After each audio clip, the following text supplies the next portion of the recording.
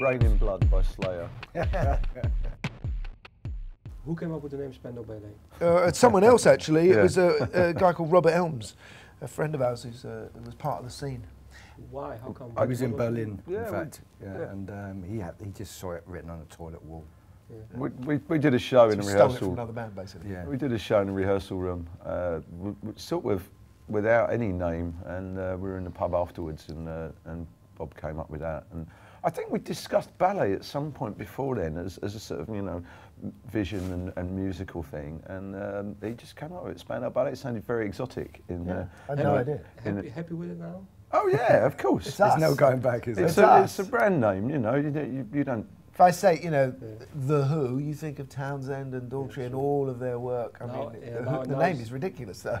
That's true. Well then, I think then you signed to a label, and your first album was released in 1981.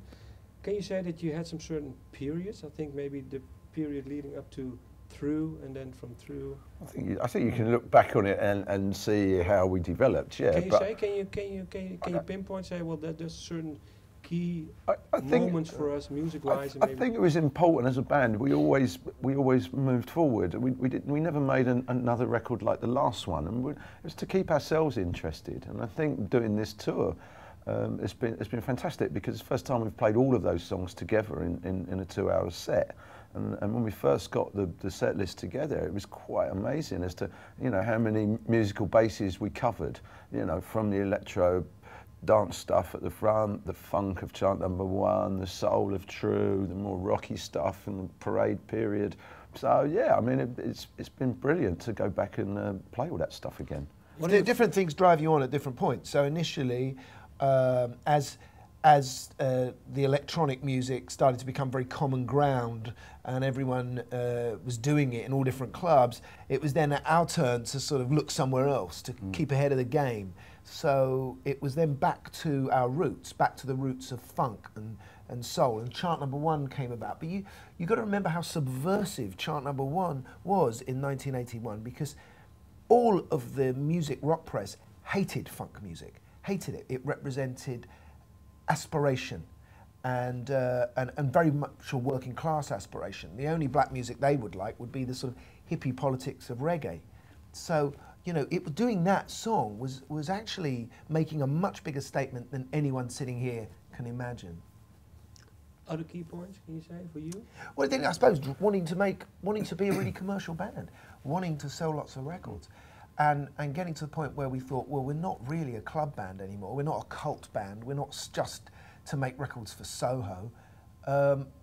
Let's just get into doing what I like to do, is writing songs, good songs, and I think that's when we developed into the band that and Steve picking up the saxophone certainly, you know, changed the sound of the band, and making the True album was where everything before tended to be more dance orientated. This was now more song orientated. Yeah. Favorite albums? What is your favorite album? Can you say?